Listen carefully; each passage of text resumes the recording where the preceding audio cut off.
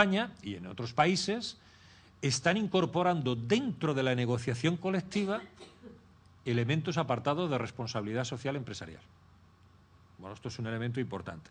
Ahora sí es verdad, por concluir, una cuestión. Yo antes he puesto un ejemplo de la prejubilación. A veces las cosas no son fáciles.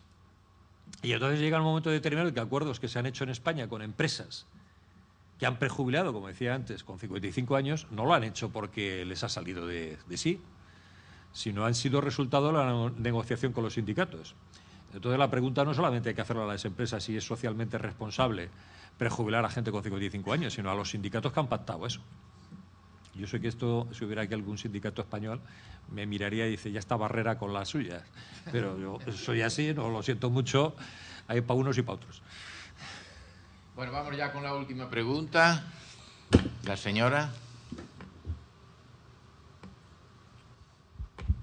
Buenas tardes. Aida Rodríguez, representante de UGT España, de uno de los sindicatos españoles de la Fundación de Cooperación ISCOD UGT en España.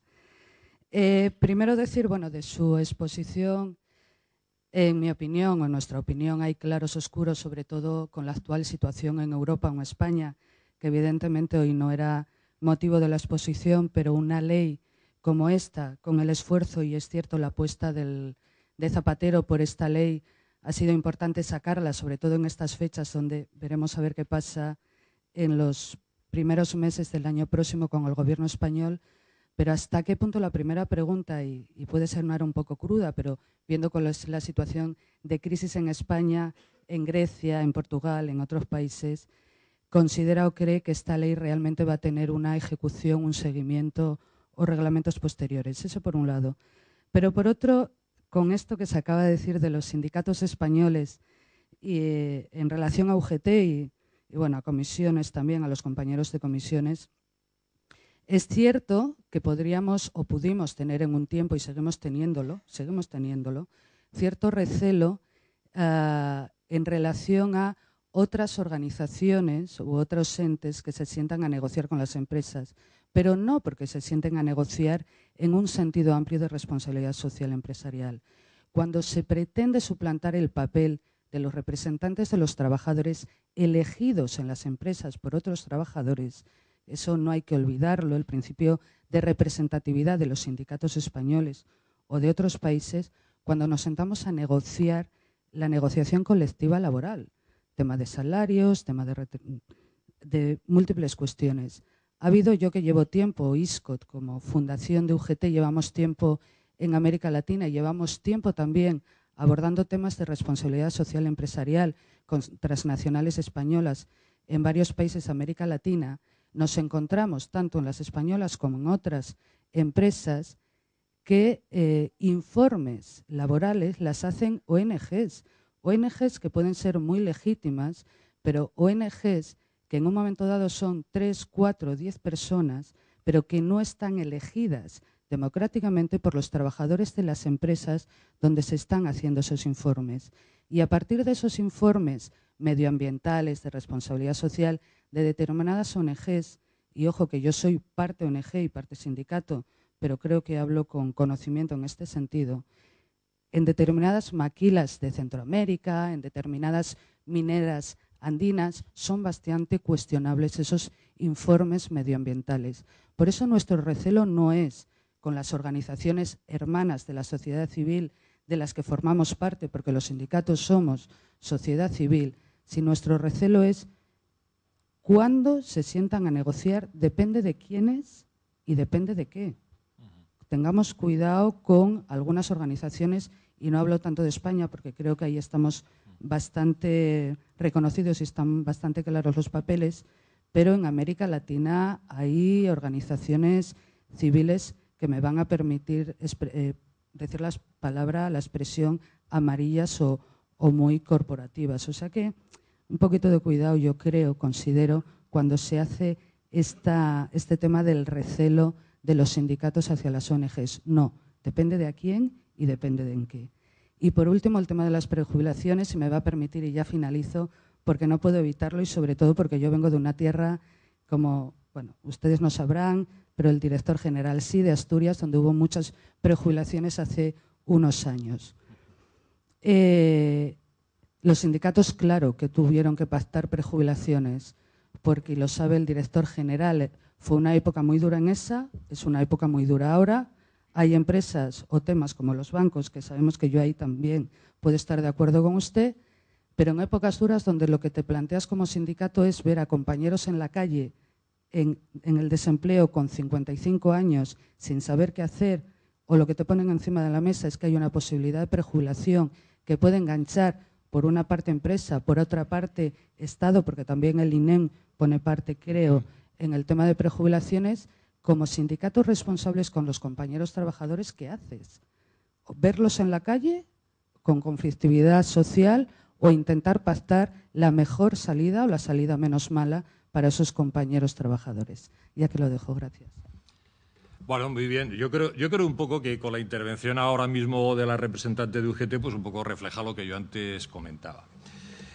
De todas formas, estas cosas tenemos que ver, yo he dicho antes que ha habido un proceso, creo recordarlo, ¿no? De cuando en 2004, ahora, es curioso porque, por ejemplo, en ese proceso que estamos comentando, yo he tenido que ir acompañando a mi amigo Toni Ferrer, que es el secretario de UGT en materia, además, de la negociación colectiva, donde me decía Toni, dice, oye, vente conmigo y nos repartimos las tortas en Murcia. En Murcia había un curso que dan de formación responsables del UGT, porque esto en el 2004, porque esto de la RS no lo entienden muy bien. Íbamos con él y explicábamos allí a representantes sindicales este tema. Cuidado, que en el mundo empresarial ha pasado lo mismo.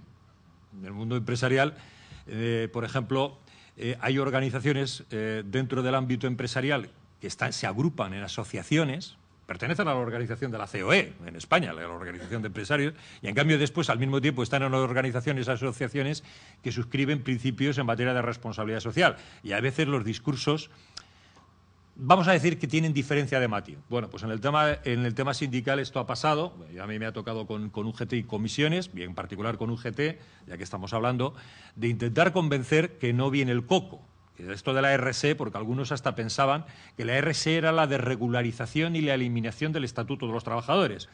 Hoy, como he dicho antes, en la negociación colectiva ya se incorpora, y se plantea por parte de los sindicatos, la incorporación de elementos de materia de responsabilidad social de las empresas. Es verdad, el marco, además, el acuerdo marco de negociación colectiva lo recoge. Entonces, por lo tanto, materias de RSE. Entonces, por lo tanto, quería un poco delimitar, no metamos todo, hay una evolución en los procesos.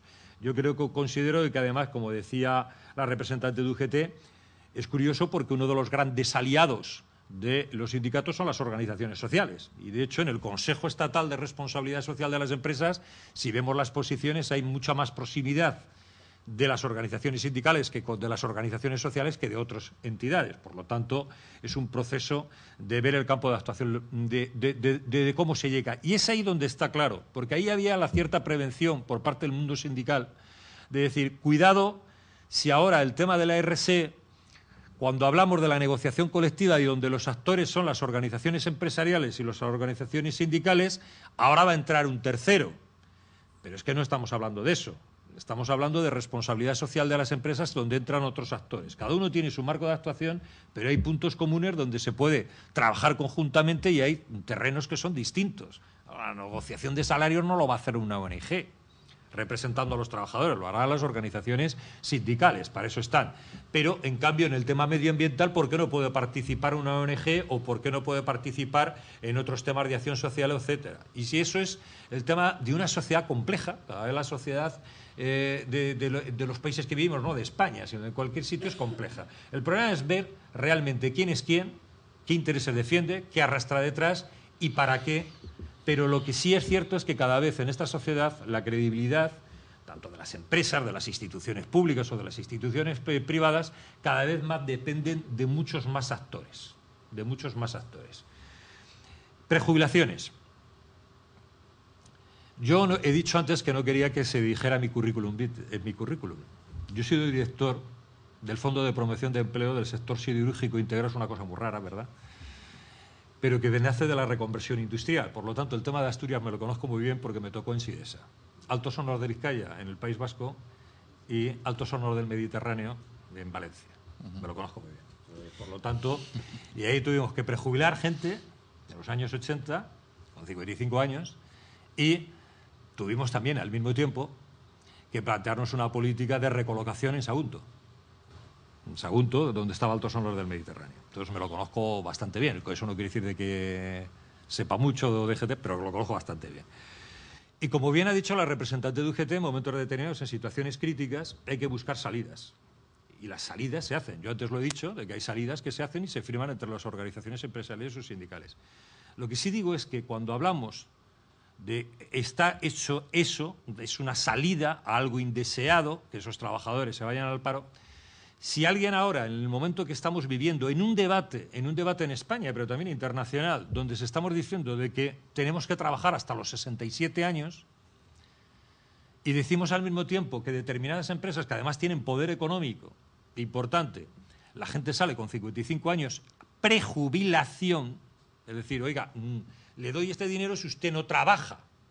O sea, si usted se empieza a no trabajar y a jubilarse, es como una especie de contrasentido dialéctico, simplemente. Y entonces yo entiendo de que eso no es socialmente responsable. Eso no quiere decir de que sea irresponsable. Digo que no entra dentro de ese concepto de socialmente responsable que estamos planteando. Se hace, y bienvenido sea, en España se ha hecho en una serie de empresas, pero la imagen social no es buena. Y los sindicatos lo saben. Yo no soy quien para hablar de los sindicatos, pero lo saben.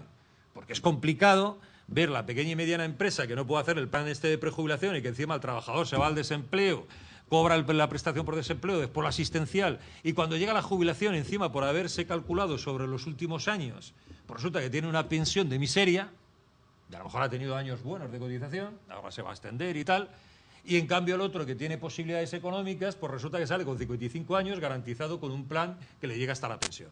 Eso, en términos, se hace, no es negativo. Como decía la persona representando al UGT, pues es una salida, mejor que la nada, pero en el concepto que estoy comentando de socialmente responsable, cuando metes otros conceptos globales, no da esa imagen. Y eso a veces, y lo sabe la representante sindical, en España tenemos un problema, sobre todo con las tasas altas de desempleo, que los jóvenes, y concluyo, los jóvenes se alejan muchas veces de la posición, digamos, de los que tienen trabajo estable. Hay una confrontación, no es que le tiren piedras al que trabaja establemente, pero se sienten una instabilidad en el empleo y en cambio viene la noticia de mañana de que tal empresa saca a la gente con 55 años y que los prejubila con el 90%, con el 80% de la retribución hasta el final. Entonces, esa imagen no es que esté en contra de ese trabajador, yo no estoy hablando de que esté en contra, sino que la imagen es, oiga, ¿esto cómo funciona? Yo no tengo trabajo o tengo un trabajo de precario y en cambio el otro le prejubilan. Esto no encaja, es decir, es un concepto social. Y el tema de la Ley de Economía Sostenible. Hombre, evidentemente la Ley de Economía Sostenible tiene muchos mandatos de desarrollo. Vivimos en un país democrático en España que se produce elecciones cada 4 años, a veces antes, si se anticipan. Por lo tanto, nunca se sabe lo que puede ocurrir. Pero yo particularmente no sé trabajar, cuando he tenido responsabilidades políticas, si no es con una visión de futuro. Y estos son los compromisos y vamos a trabajar para desarrollarlos. Pasará lo que pase. Habrá elecciones y veremos qué ocurre. Mire, le voy a dar un ejemplo. El Consejo Estatal de Responsabilidad Social de las Empresas, que nace del diálogo social, del diálogo entre interlocutores sociales, organizaciones sindicales, organizaciones empresariales y el gobierno, más un foro de expertos que teníamos, paralelo, que planteaba el Consejo, en el año 2008, en el mes de enero, yo reuní a los distintos representantes, a los interlocutores sociales y dije, hay elecciones en el mes de marzo, estamos hablando del 2008, ¿aprobamos el Real Decreto o lo dejamos para el siguiente gobierno? Y por unanimidad decidieron, pase lo que pase, aprobémoslo antes y dejémoslo hecho. No sé si va a pasar lo mismo ahora con esto que haya que desarrollar. Hay muchas materias, pero al menos algunas de ellas, si la sociedad, si los interlocutores que han participado en esto no lo demandan y hay tiempo para hacerlo, lo haremos. Si no hay tiempo, claro, no, milagros no se pueden hacer. Bueno, pues solamente me resta, en nombre de la Cámara de Comercio, el darle las gracias por estar hoy aquí y espero que haya sido provechoso esta disertación de nuestro amigo Juan José. Buenas noches a todos.